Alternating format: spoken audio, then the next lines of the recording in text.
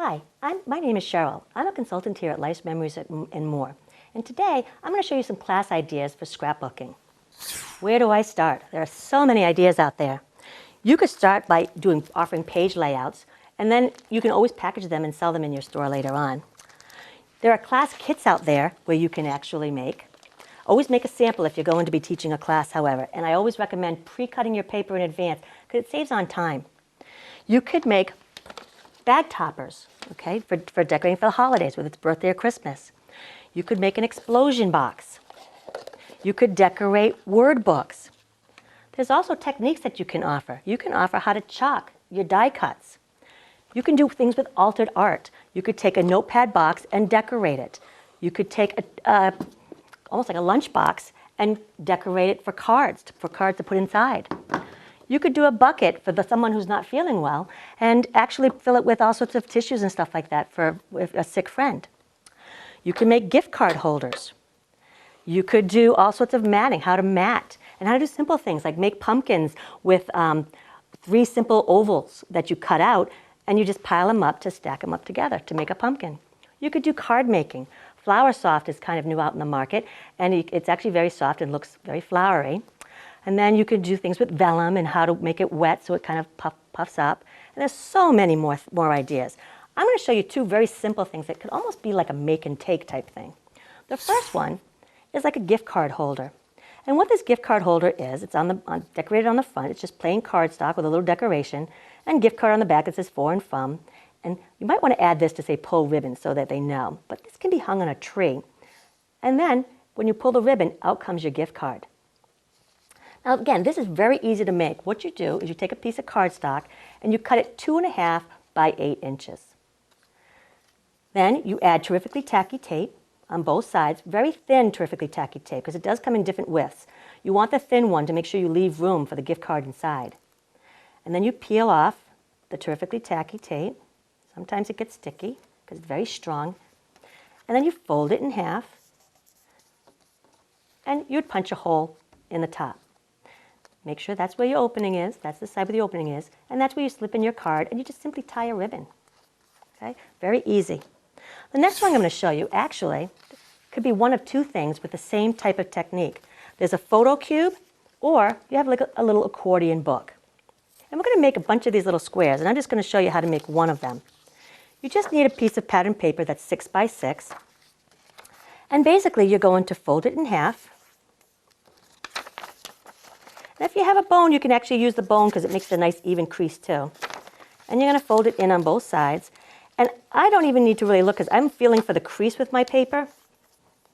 So I know it's going to be nice and straight. And then you open it up and you fold it the other way. Again, folding it in half. Reaching up towards the middle to fold it into quarters. So you're going to end up with like 16 boxes. The next step is you now are going to flip it over, and you're going to take the corner and bring it towards the middle of your paper on all sides. Okay, because right now we're just making all the folds so that we can actually assemble it and put it together. You open it up with the pattern side down, and then you take the corner of each one and you come up to that fold where there was a square on each one of them. And what we're going to do is we're actually going to tack that down and just tack it down. It's going to be on the inside anyways, so this is just kind of like to secure it as you're folding it. And you're going to come up with each corner.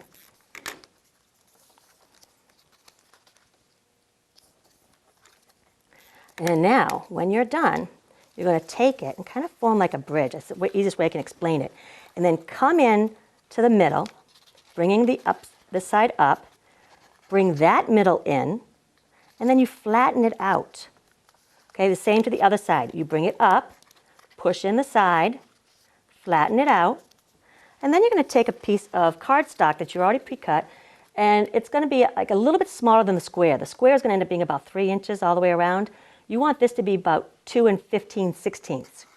And all you're going to do is you're going to slip it in each of these corners. And that's going to actually be your basis for each square. Now, you're going to need 6 of these. So you needed 6 by 6, 6 sheets of 6 by 6. The hinges are going to be something different. The hinges depend upon whether you're going to make the cube or the accordion. For the accordion, you will probably need 5 hinges, whereas for the photo cube, you'll need 12.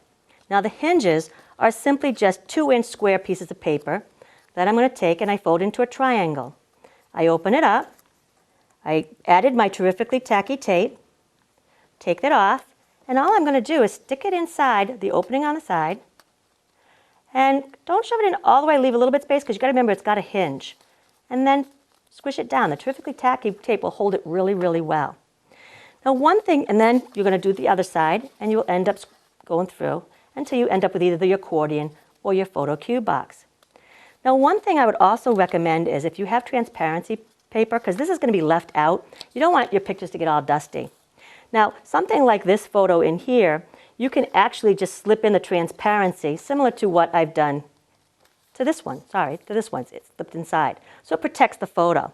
In the accordion box, you probably don't need it as much. The photo cube, probably you do need it more. This one, I decided to actually put brads in all around the outside. And you just take your paper piercer and your craft mat, punch the hole, and stick the brad right inside. Okay, and that protects your photo from any damage. Assemble it all together and you've got yourself a great class idea.